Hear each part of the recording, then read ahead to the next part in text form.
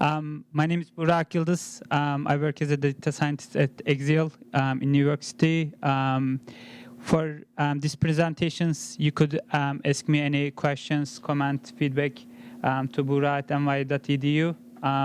If you are interested in latest machine learning news, papers, software, open source software, you could also sign up the machine learning newsletter that I create weekly at mln.io.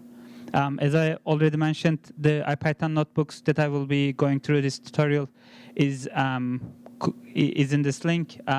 This will open up a GitHub repo, which you could clone, fork, and make modifications on top of it. So I'll be going through these IPython notebooks. For the first, we will start with a basic supervised learning problem and the cross-validation. And then we will switch to the parameter search via using research and randomized parameter search in Scikit-Learn. Then Scikit-Learn has a pipeline module which provides you to combine different machine learning steps into one single object and makes it very convenient to use. And I'll talk a little bit about distant functions and scoring functions. Then there is also another submodule in the Scikit-Learn feature unions. I'll be talking about that. And then generalization model selection out of core learning. If you cannot fit the data into the memory, Scikit-Learn also provides a way to handle those learning problems. We may not do the deployment, but on Sunday there is another talk by Rahat, I think, in which he will talk about it, so we could safely skip that step. For the language detector, this is like an extra IPython notebook. You could follow it along. There is like there is a language classifier in there which tries to predict the language based on the text input that user enters. So the first IPython notebook just shows the versions of the libraries. If you have the latest Anaconda installation, these versions should be satisfied. This is my kind of original setup. Sorry about that. But any newer version should be good to go. And let's start with the. I'm sorry. Sure.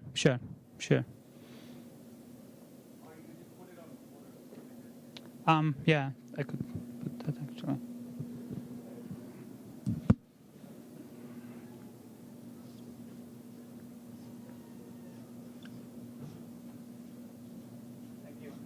Sure.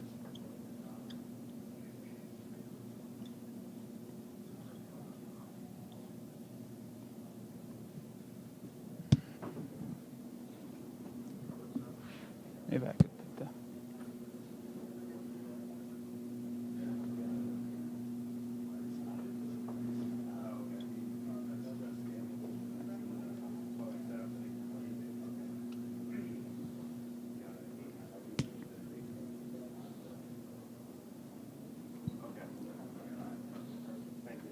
Yep.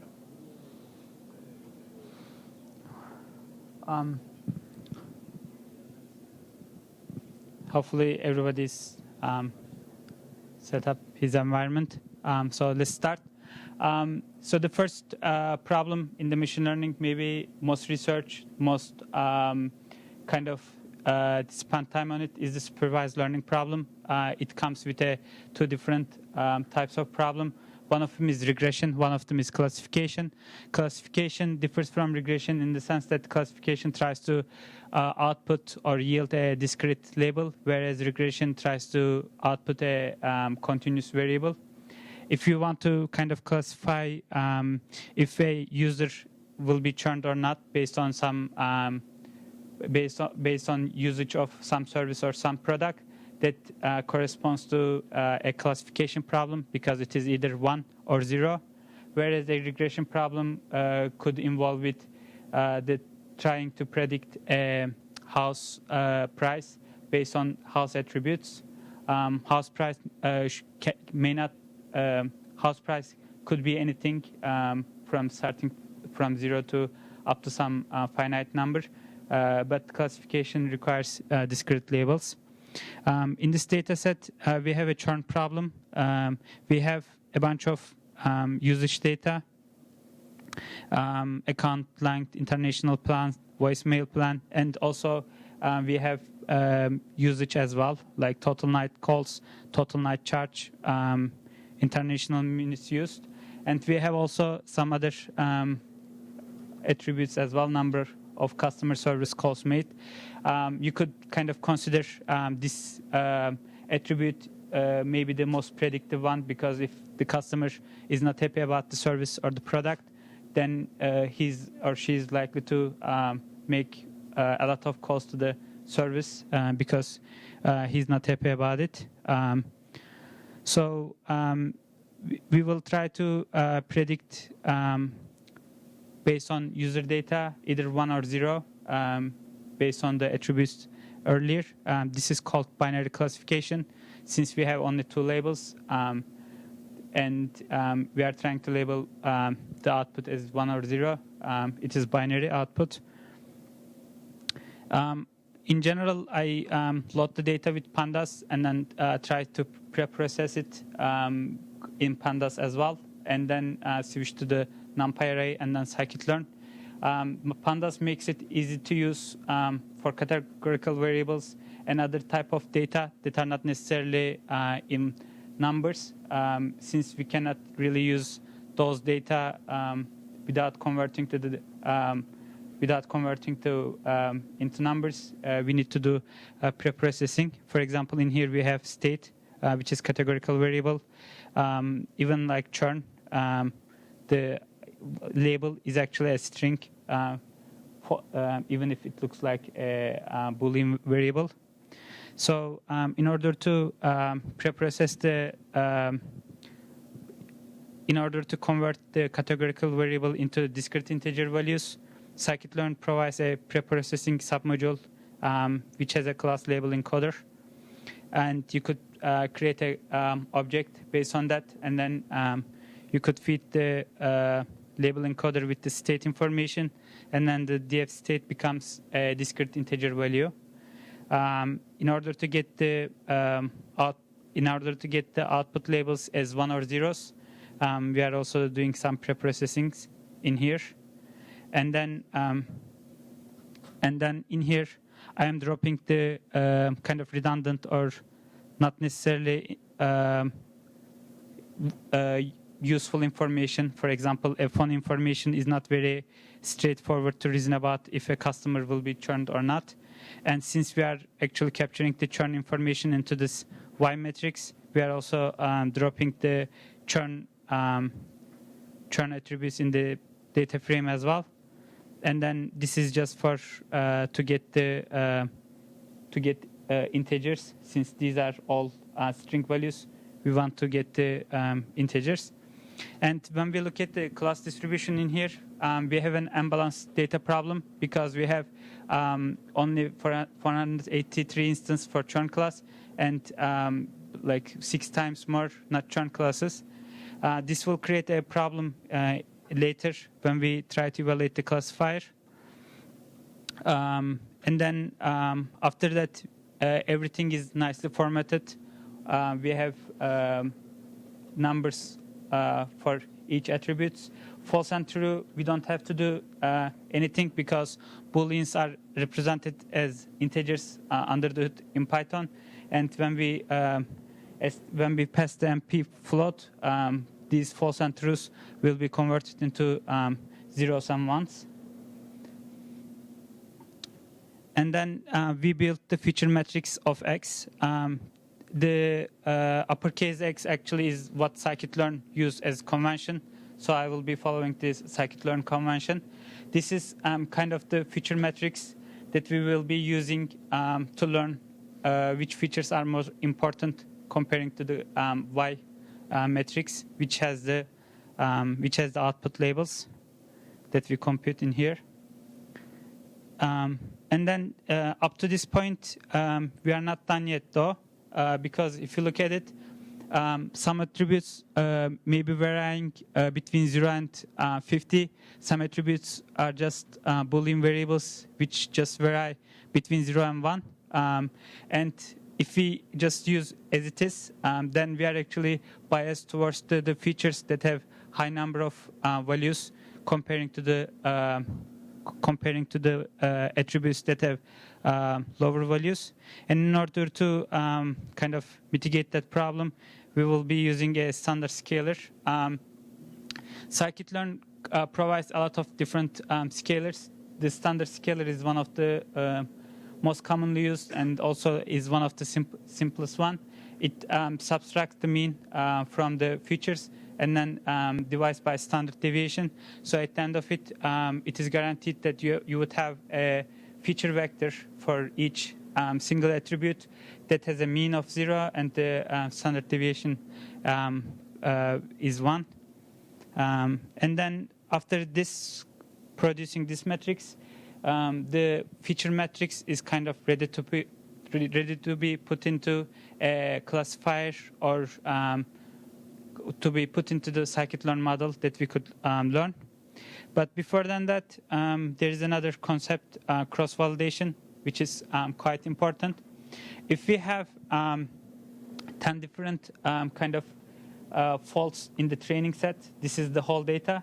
If we train the classifier on all the 10 faults, and then look at the accuracy number would be overly optimistic, because this is like we are going to learn all of these 10 faults, and then after learning all of the 10 faults, we will evaluate the classifier based on the faults that we learned, which produces an overly optimistic number, and it doesn't necessarily convert into the test accuracy.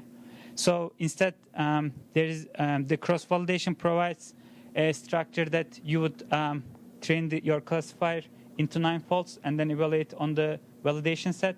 And then we could do this based on, if you are dividing the training set 10 faults, you could get in the round 2 the second fault as a validation set, and so on.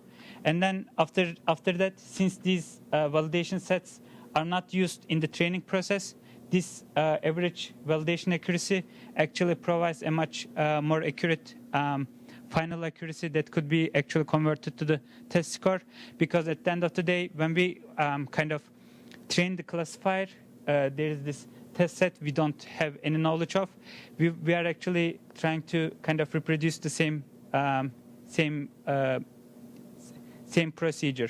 We will do 9 training, and then we have no idea about this validation set, and then we try to predict a validation accuracy. In the test set, we would do the same thing. We would train the classifier in the 10 faults, and then look at the test accuracy of the data that we have no knowledge of. In Scikit-Learn, there is a cross-validation submodule where you could kind of create a stratified k-fault objects.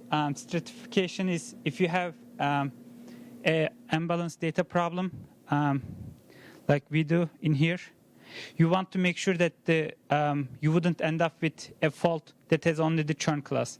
So if you have only the churn class in this validation set, and then not churn class in here for the 9 fault, and when you train the classifier in here, the classifier has a bias of not churn class, and then since this round would be only this validation set would have the only churn class, then the validation accuracy would be overly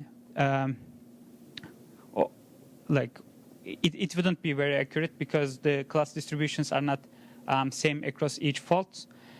In order to mitigate that, you need to also stratify the labels so that every fault needs to have the same distribution of the labels, both churn and not churn class.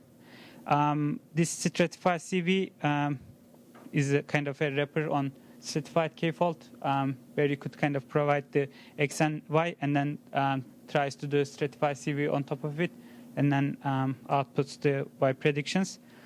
If we look at the accuracy scores, using a bunch of different models after we built this cross-validation. And then we could look at the metrics.accuracy score in the Scikit-Learn, which provides the difference between Y and Y prediction, like Y prediction over Y over total number of the length of the Y. Then we would get we would get quite high accuracies. But if we build a dumb classifier that predicts all the time 0 for every Y, we get actually pretty good accuracy as well, because in the unbalanced set, the unchurned class is actually 86% of the class. So this is not very really useful.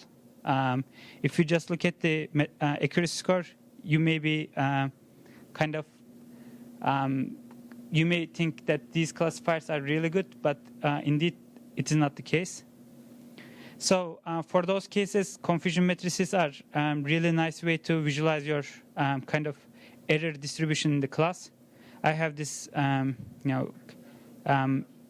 sure.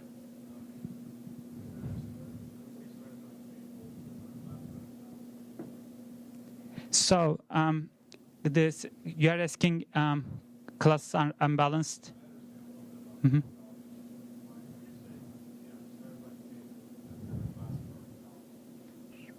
Sure. So let's assume we have 90% of not churned class in the training set and 10% churned class.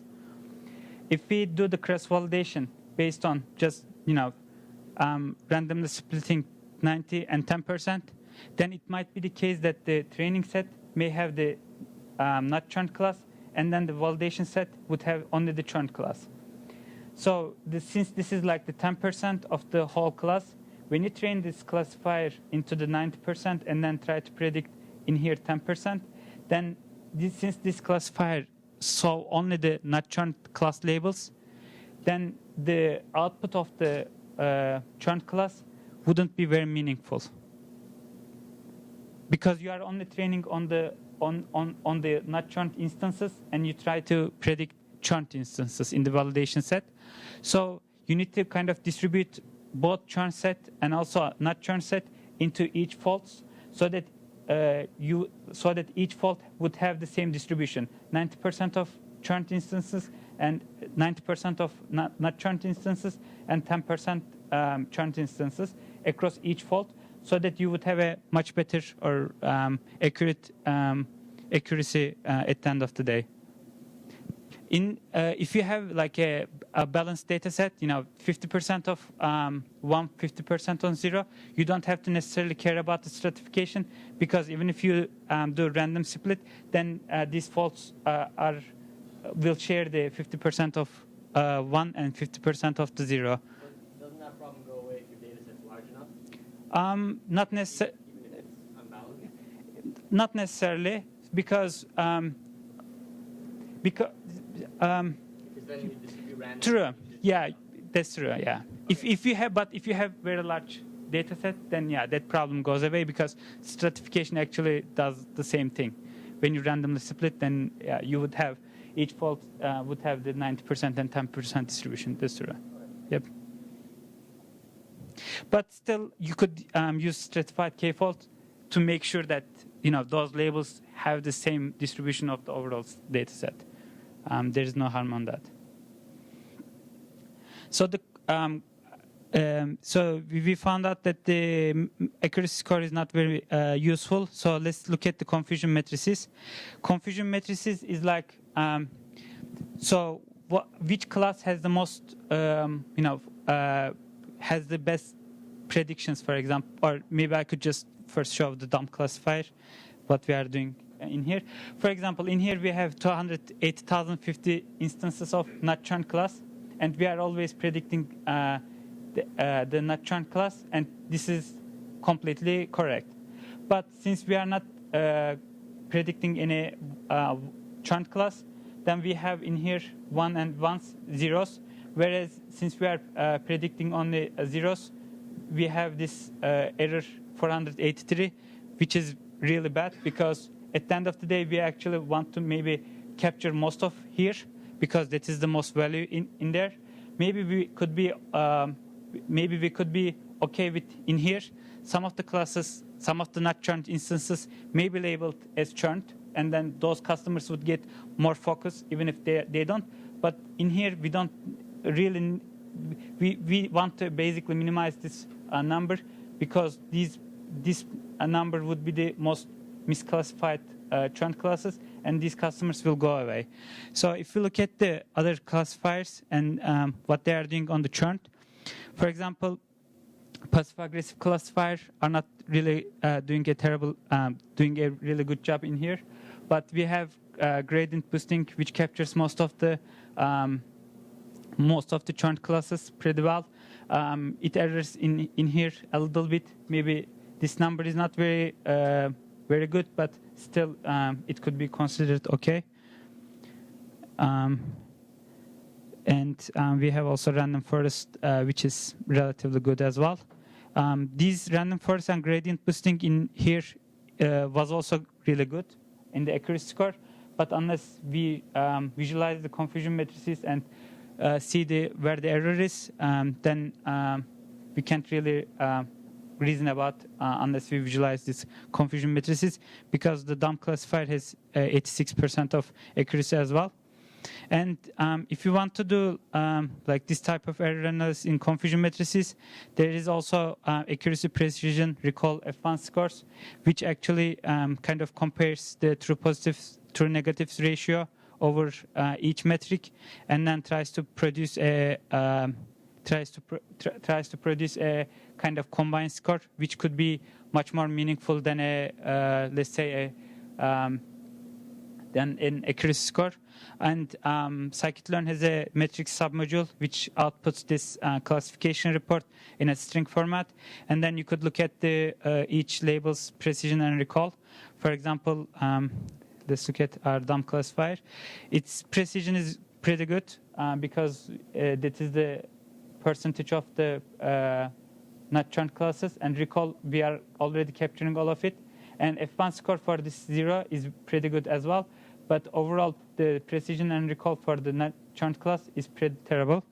When you look at the random forest and gradient boosting, for example, these numbers are all around high. For example, in gradient boosting, since we have less number of instances for the churned class, 0.92 means that the total number of churned classes we could, when we say 1, we are 92% precise, but overall in the data set we could only capture the 74% of the churned class. We could only label those. So the overall the total accuracy for this one, 92% is the ones that we could kind of label properly, and then 74% is what we kind of recall from the whole data set. If you kind of consider this precision and recall in a search engine setting, when Google brings some results onto the first page, the precision would be the total number of relevant results to you over the total number of results in the first page. For example, when you search for machine learning, Google brought to 8 relevant links. That means precision is over 10, 8 over 10, 8%. But for the recall, if it brings you 3 million web pages, and if there is 4 million web pages in the web that is about machine learning, then the recall is 75%. In the search engines, generally, they try to optimize precision because a user could only see so many web pages or so many pages that the search engines bring. But in recall is also quite important for other settings. F1 score is just the harmonic average of the precision and recall. This is the geometric mean over the arithmetic mean. F1 kind of gives a fairly accurate estimation of both precision and recall. If you care both about it, then you may want to use F1 rather than separately precision and recall. Also, there is another measure, F beta, which is actually the superset of F1. You could also use that if you want to weight differently. For example, I want my precision to as two times more important than recall. then you could compute the f beta measure by putting beta equals 0.7, so that the precision would be 2 times more important than the recall. There is also f beta score in the scikit-learn, which you could use. Also, for the classification, some of the ensemble models could provide the variable importance as well. I won't spend a lot of time on this, but if you want to kind of explore which feature sets are very important for your predictions, then it might be kind of a better practice to look at the variables and then maybe the eliminate ones that are not necessarily useful for the classifier or you don't consider very important.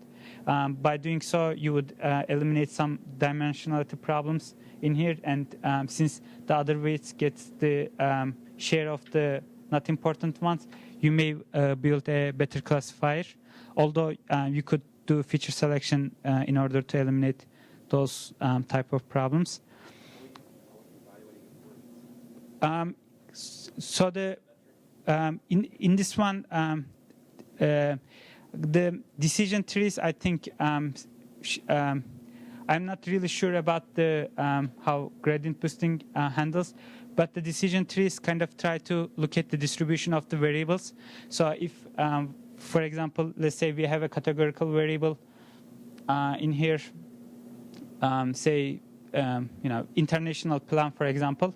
If the international, for example, if all of the international plan users have churn problems, then that variable importance would be higher because So that's a property of that algorithm. I'm not really sure for the gradient boosting classifier, but in general, ensemble methods use either entropy measure of that variable regarding the class, or I think there's another measure, Gini. But for the gradient boosting classifier, I'm not really sure how they are evaluating it. Yeah. What's that? The gradient boosting classifier, it creates a set of small rules that do better than chance, and then it aggregates all the others. But the value that's optimized should not be the aggregate sequential classifier. One was this is probably a weaker. Cool.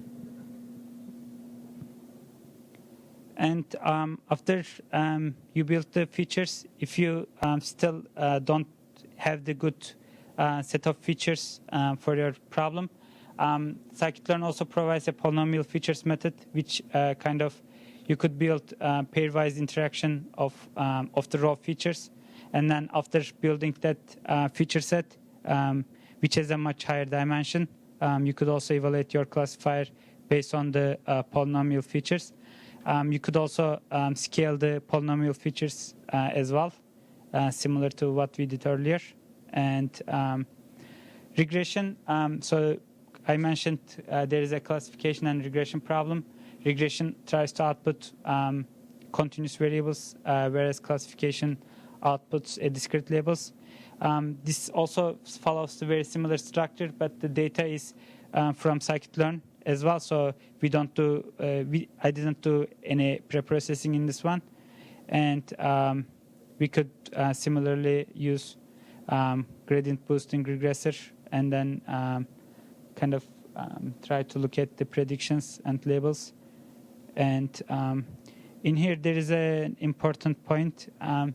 So when you look at you could consider this as a training error.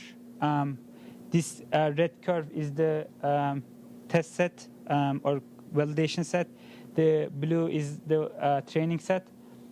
When you train the classifier, the training set goes constantly lower and lower, whereas after some point, the validation set or the observations that we didn't train the classifier actually stays pretty stable.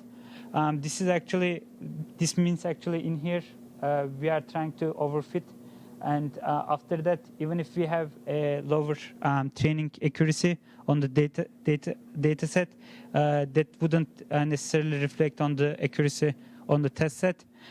So if you want to kind of try to optimize the cross-validation, the cross-validation tries to optimize actually overall on the validation set, but you could also look at the separately training set accuracy and the cross-validation set accuracy for different parameters to see the overfit point. So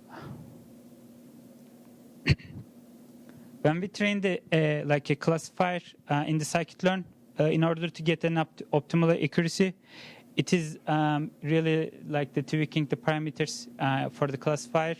And scikit-learn provides a parameter search and module, which is called grid search. Based on some parameters that you are putting, this is actually the regression problem.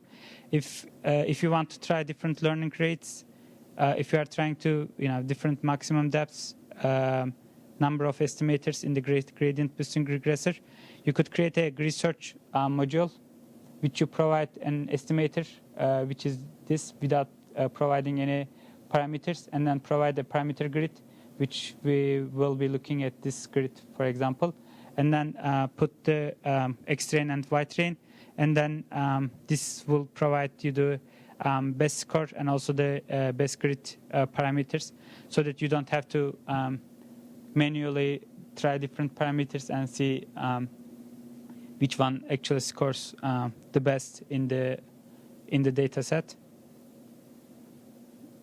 When we look at parameter search, since these would be all of the permutations of each learning rate, maximum depth, minimum sample size, and so on, this number get quite big if you have a lot of different parameters for a model, or if you have parameters for pre-processing steps, then it may get quite big. Scikit-Learn provides a randomized parameter search module for that.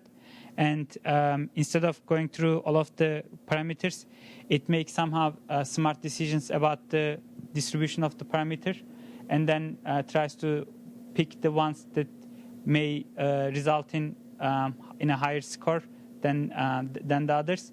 And in here, you could provide the total number of iterations in order not to search for all of the parameters in the grid.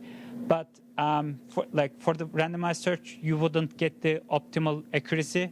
But if you are okay with local optimum and not necessarily maybe do a lot of computational work, randomized search may also work quite well for you. I actually didn't run this IPython notebook, but you could run it and then see the difference between how long it takes both the randomized search and grid search. Since I am using the parameter grid, I think this would be a good experiment to see what would be the difference. So in the first one, in the first notebook, we did a bunch of steps. We did a pre-processing step, which is kind of not really a feature extraction, but at least to build a feature matrix. And then we did a cross-validation step, and then based on that cross-validation step, we did an evaluation. In Scikit-Learn, there is a submodule pipeline, which provides a pipeline structure which you could feed feature extractor, feature selector, classifier, and then deal with only that single object rather than doing separate steps for feature extraction, selection, and for the classifier, which is really easy to use. Pipeline and classifier or estimator class shares the same interface. So whenever you want to use a classifier, you could actually use the pipeline because they both implement fit and predict under the hood. So in this problem, we have spam ham problem. We have a bunch of spam messages, and also these are SMS messages, but some of them are spam, some of them are actually not. This is again binary classification problem. One may be to first do a bag of words to create the feature extraction, and then put some weighting on TF using TF-IDF transformer, TF-IDF, so that not all words get the same weight, and then maybe some classifier to build the actually the model. But if you use the pipelines module and put them into a single object, then you could actually use the same fit and predict methods that you use in one of the classifiers with the pipeline, and then you could still do all of the evaluation and classification reports on top of the pipe. This makes it really easy or convenient to use all of the moving parts in the machine learning pipeline. If you want to kind of persist, you could pickle only the pipe rather than separately pickle vectorizer, TF-IDF transformer, and also the classifier, which makes it really convenient to use in the production. Also, when you kind of output, you could still get the all of the steps in a nice tuple of list, and then kind of refer and change in there as well. If you kind of have a pipeline and then there is some other classifier that will be you want to change, you could do that on the pipeline object as well. You don't have to recreate everything. And as I said, you could do pretty much everything on the pipe object that you could do on the classifier. These are kind of the similar things that we did earlier. You could create a confusion matrix. You could create a classification report, and so on. So in the previous two notebooks, we did parameter search on the classifier itself. We have a basic estimator, and then do the parameter grid on top of that. The same goes to pipeline as well, but since pipeline has multiple kind of steps, we need to have a better way to come up with how to define parameters for each these steps. Scikit-Learn uses a Python convention to define those. So if you have a, so maybe I could actually talk a little bit on this. So when we define the feature extractor, the TF-IDF transformer, and the classifier, we are putting a string on string to here in order to kind of refer to these objects. And this is for a reason. When we do a parameter grid search, we could actually refer to these individual steps with a following a double underscore to define their parameters. For example, in the bag of words count vectorizer, there is an n-gram range which includes unigrams and bigrams, which you could define like this. And then when you create the parameters dictionary like this and feed into the grid search, Scikit-Learn knows that these parameters are defined for the count vectorizer, these parameters are defined for the TF-IDF, and so on, so that you don't have to kind of refer each individual step separately, but you could kind of lump them all together into one dictionary and then feed into the grid search, or randomized search in this case. As I mentioned earlier, pipe could be used as pretty much where you could use the classifier. So you could put the pipe in the first, and then parameter distributions. Since we are using the randomized search, we need also the number of iterations in the that will be done in the randomized search. So this is actually the best part, I think, in like building a pipeline, because not only you're optimizing for each classifier, but also you want to also look at the the feature extraction process and how TF-IDF scores would affect on that features as well. So generally, most people are doing the optimization of the parameters in the classifier level, but more often than not, you need to also tweak the features as well by using both pipeline and also the grid search. In this structure, you not only optimize the classifier parameters, but also the whole pipeline, the feature extraction, and if you are doing feature selection or TF-IDF weighting, you could do in here, and not necessarily worry about how a diagram will affect a Bernoulli classifier or random forest classifier for different feature extractor models. And for the random search or grid search objects, you could get the best estimator. This returns, since we are providing a pipeline, this will return a pipeline which optimize the both the feature extractor method and also, for example, it didn't like the bigrams and it dropped the bigrams just using unigrams. Bernoulli has this parameter set and so on. You could also look at the grid scores.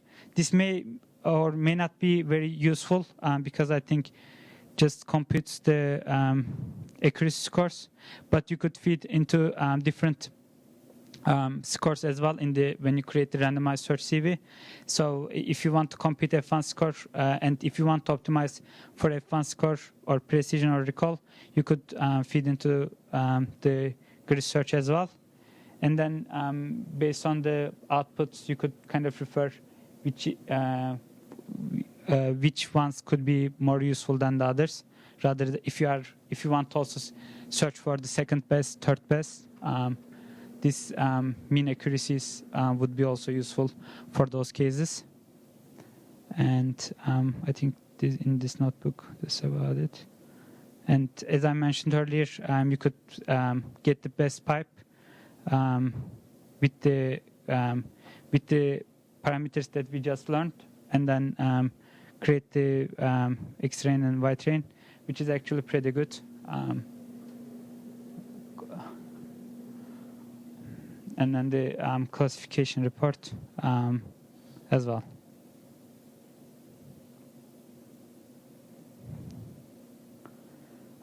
Up to here, does anyone have any questions?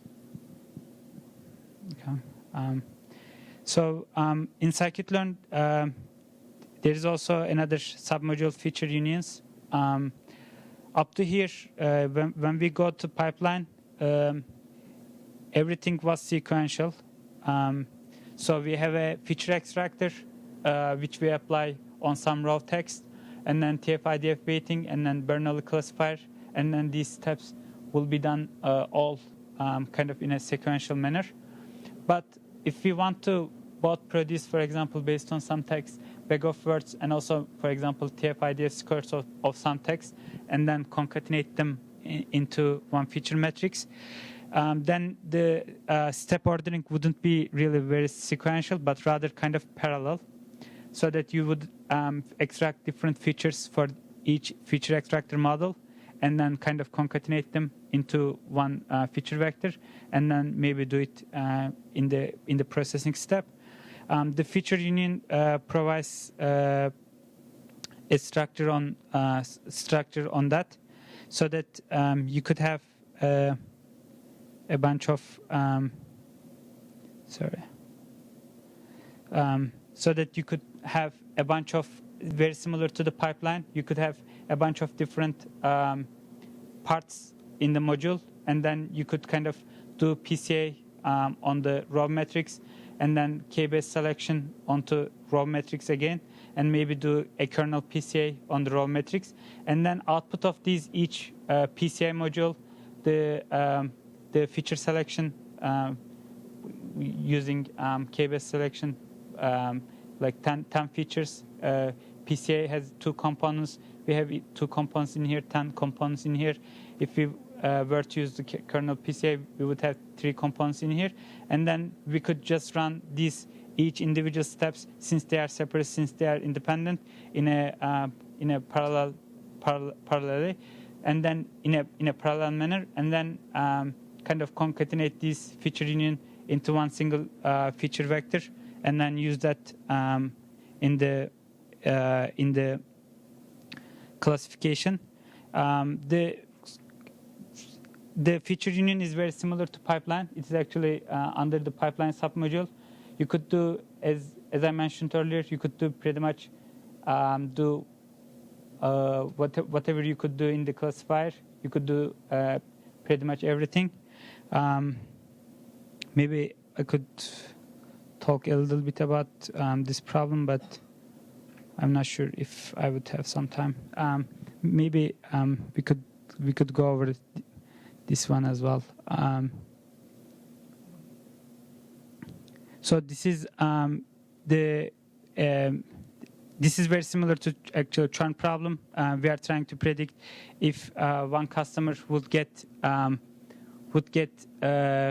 loan from the bank or not, based on some other attributes that he has.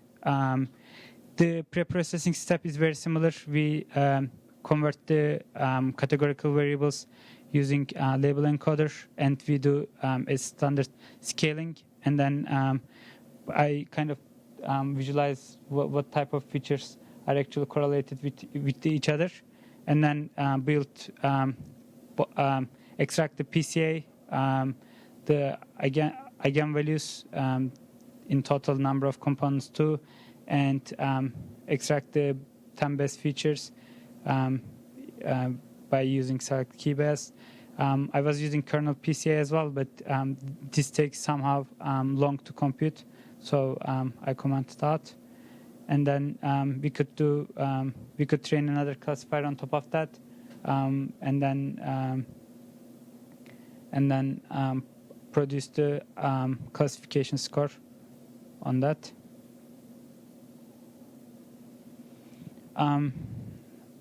So up to this point, I mainly talked about like how do we kind of optimize parameters for a parameters in here. Maybe I could open this one. Oh, come on.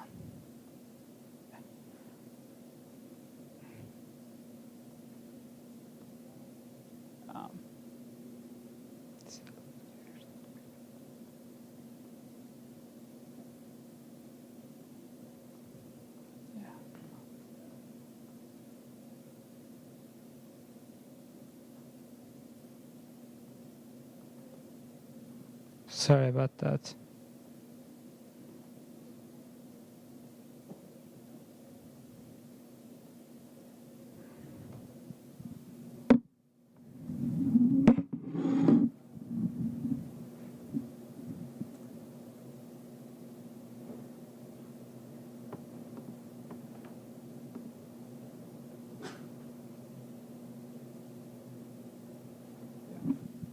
So up to this point, we generally look at like just one classifier, one feature extractor, maybe some feature selector, and then one classifier. But in generally, if you want to use and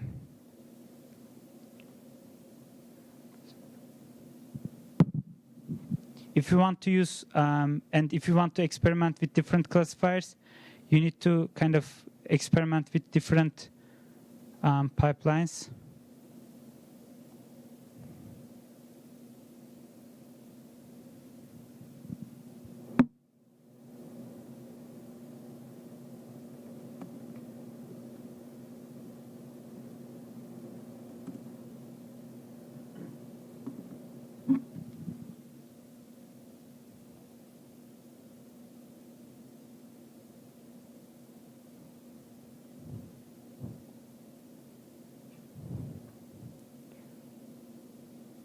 I guess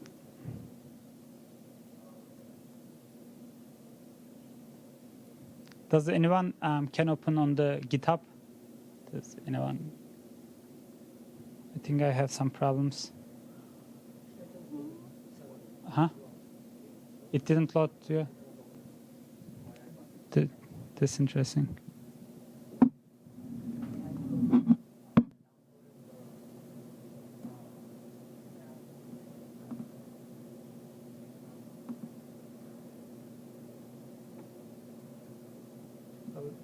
I could do one. Yeah, I could wait actually. It works. You just need to wait. Okay. Yeah. So yeah, I could talk a little bit about on that. So if you want to use multiple classifier, multiple feature extractor, and then compare them, you generally do this pipeline or feature union or the remaining stuff for a bunch of different pipelines, and then evaluate those pipelines on each training set and label set. Okay. So Scikit-Learn, up to this point, like we could do cross-validation on each set, and then maybe we could build different classifiers, and then based on some feature selection method, we could kind of visualize how they perform on the overall set, which with a different number of features and accuracy. So this problem is actually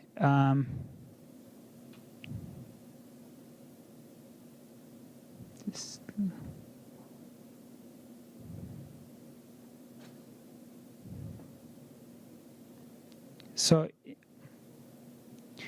in this problem we have text data again, and we want to classify the text data with each different topics or the classes that New York Times uses. But instead of doing just one classifier, one feature selector, and one feature extractor method, we want to also be able to say what type of classifier would be best in terms of different number of features, and using that we would be able to choose the best rather than just maintaining only one feature extractor, one feature selector, and one classifier. This is not part of the Scikit-Learn, but you could kind of, since all of the classifiers share the same interface, you could pretty much build for each individual feature extractor, feature selector methods. You could apply and then see what would be the output of them in the output. I think this is why this takes so long. Anyway, so this does the comparison between each individual classifier, but maybe I could just drop it.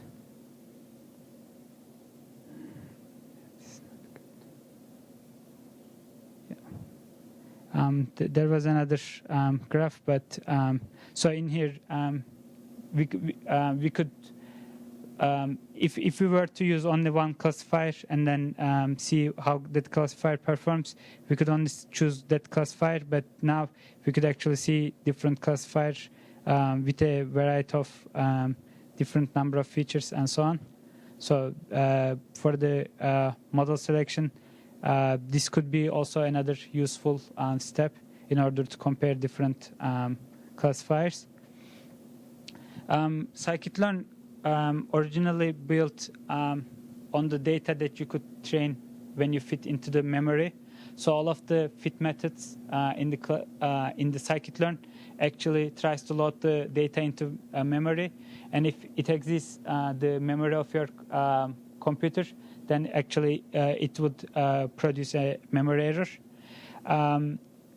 Recently, I think it is 0.14, they started to implement this partial fit function for a bunch of different classifiers, where if the classifier doesn't necessarily need to load the whole observations or all of the instances into memory in one time, then the classifiers that use this partial fit function, you could actually use it and then no matter what how large the data is, you could actually train your models onto the classifier.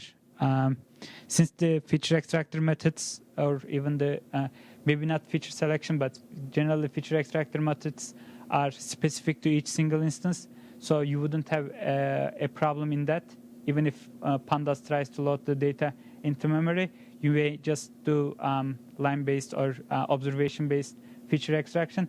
But generally, the classifiers were the hard part, and Scikit-Learn provides a way to do as well by doing partial fit. And this is called out-of-core learning, since we can't load the data into the memory.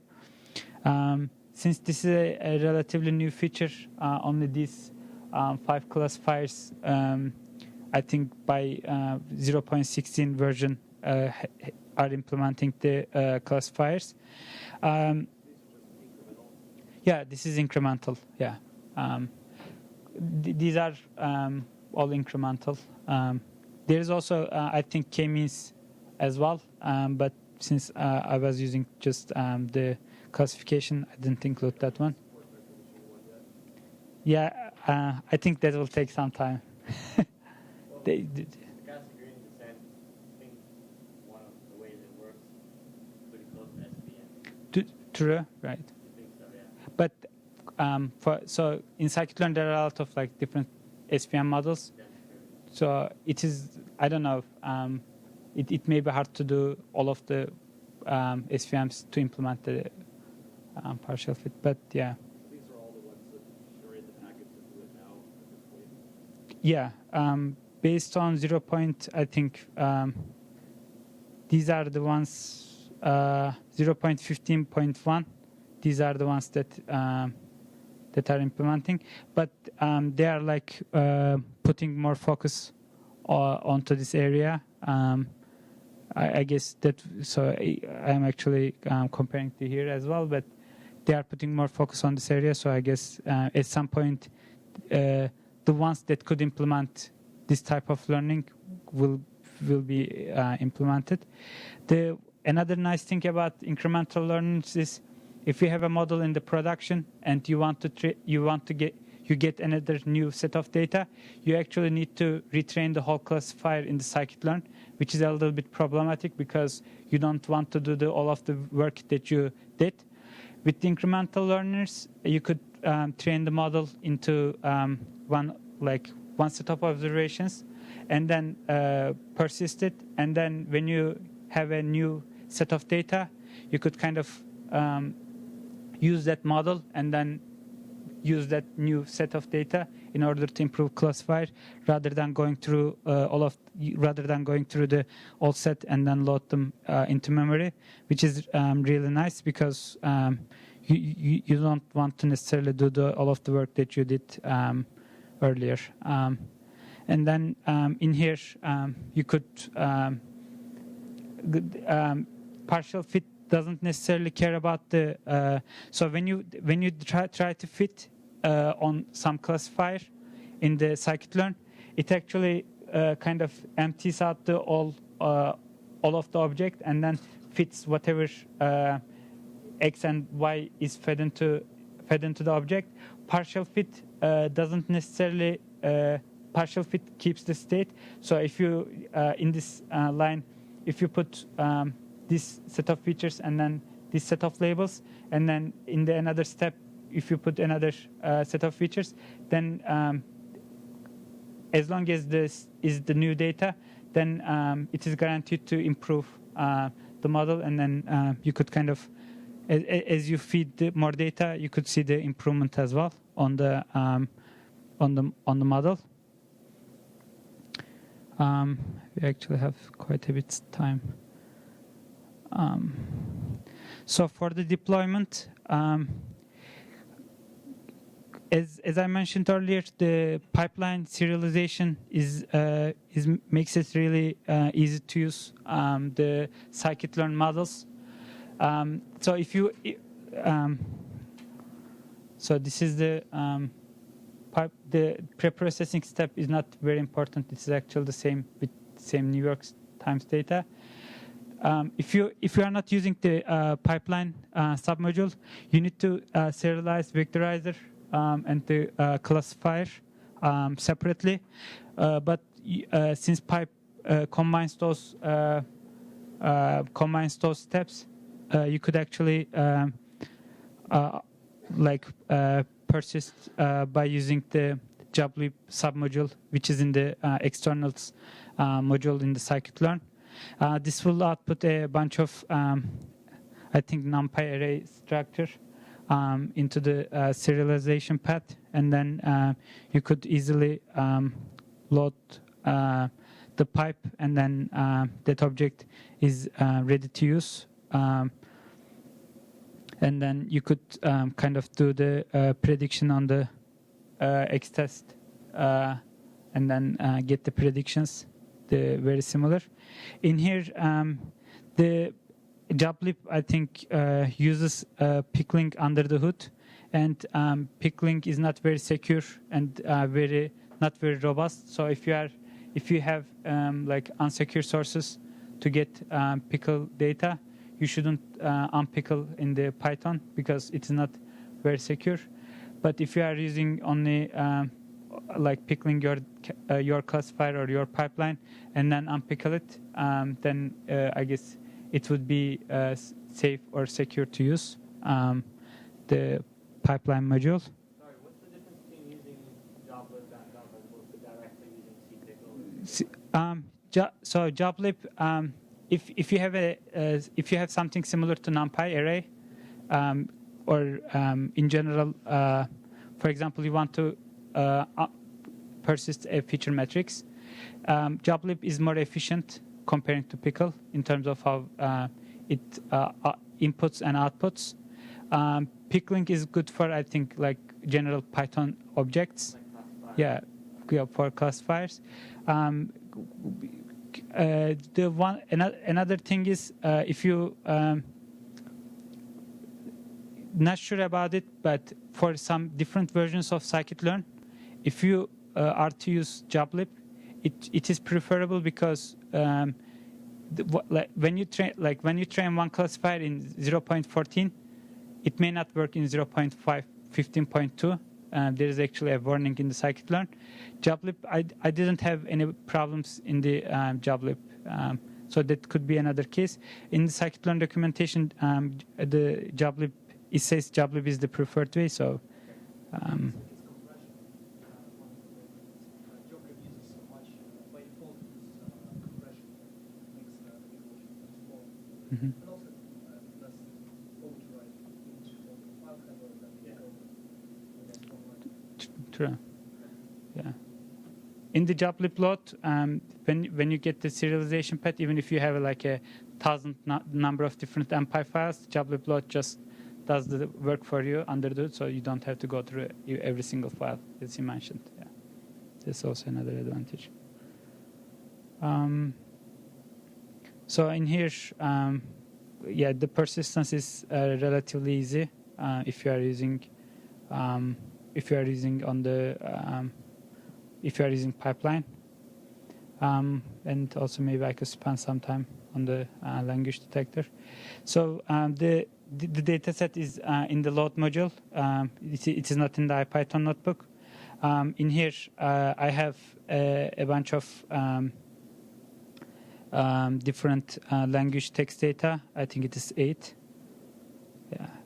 That are just trained by Wikipedia. I get the paragraphs that have longer than 3 sentences, and if the languages that have English stop words in other languages, for example Arabic or German, I removed those as well. It is relatively, I would say, good, a little bit noisy, and it is generally about historical text because I was doing some historical text projects, and I had this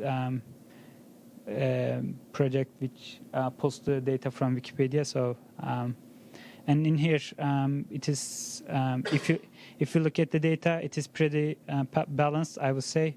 Every 2,000 instance, we changed the language, and if we use a TF-IDF vectorizer and put n-gram range 1 to 6. I tried different n-gram range for this one, but especially after 4, the performance gets really better. And I use for analyzer char because in the word level, even if there might be similarities, in the char level, the accuracy would be even better. And if the pipeline structure is very similar. I didn't do any cross-validation in here. I separated the set like cross-validations split in this one, and then provided some different language sentences. And then it is pretty, after you build the model, it is pretty easy to kind of pass into a number of instances to the pipe and then get the predicted languages. In this case, every one of them is correct. You could also look at the confusion metrics as well. I think the German has some problems in the, or Chinese. Yeah, German and English has quite a bit overlap, and but other than that, languages like Arabic doesn't have any misclassified objects. And if you look at the precision recall F1 score report, this is also pretty good. This is the overall tutorial. If you have any questions, I have other notebooks as well. If you are interested in unsupervised learning, I could talk a little bit about on those as well. But sure. You talked about overfitting, or how do you manage that, or you have relatively limited data, you have use a grid search, you optimize for parameters and so on. Mm-hmm. How do you get a sense until you have much more data down the line? How do you get a sense for whether you overfit? And you may have talked a little bit about it with one of the classifiers. Yeah. Sure. So in the cross-validation, if you are doing like everything right, even if you have small data, I think it should be pretty good, because when you train the classifier, since you are optimizing the cross-validation set, and since that set is not kind of seen by the classifier, I think it should be pretty good. But you could do like maybe create a higher number of faults and then evaluate the classifier based on the number of faults. When you have small data, if like, I sometimes see when you create like 5 faults, 10 faults, 20 faults, I see a lot of different classifier accuracies, the accuracy differences. And it may be due to just because the labels are not very, balanced, but also because some of the instances in some of the faults are much more useful to the classifier than the rest of it. You could deal with that. Also, you may want to decrease the noise in the feature extraction. Maybe do like variable importance, or how much each single variables are actually contributing. Maybe removing those may provide a cleaner feature metrics to the classifier to learn.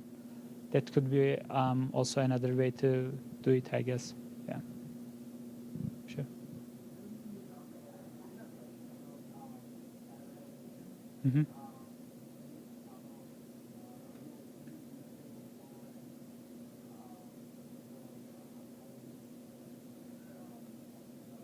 Sure. So if the feature unions are actually parallel out of the box, you could kind of provide n jobs to the even in the like building feature set. Since these steps are kind of separate and independent, and if you have the processing power, then you could kind of parallelize this, and the total number of it takes is actually the slowest step in the whole step, so that you don't have to wait for PCA to complete, KBS selection to complete, kernel PCA to complete, but rather if kernel PCA takes the most time, then you could only wait for the kernel PCA, and the rest of the steps will be done. In the grid search, you could also optimize the grid search since those steps are pretty much independent and separate. But stuff like for the classifier, I think some of the classifiers also support like parallel learning, but not all of them. So in those cases, you are constrained by the learning algorithm. But otherwise, if the steps that you are doing is separate and independent, you could do like Scikit-Learn provides a way to parallelize those steps out of the box.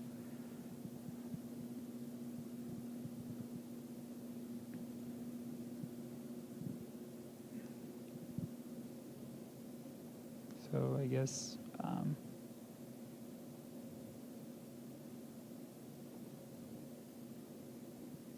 if anyone has any questions. Okay. Thank you very much for coming.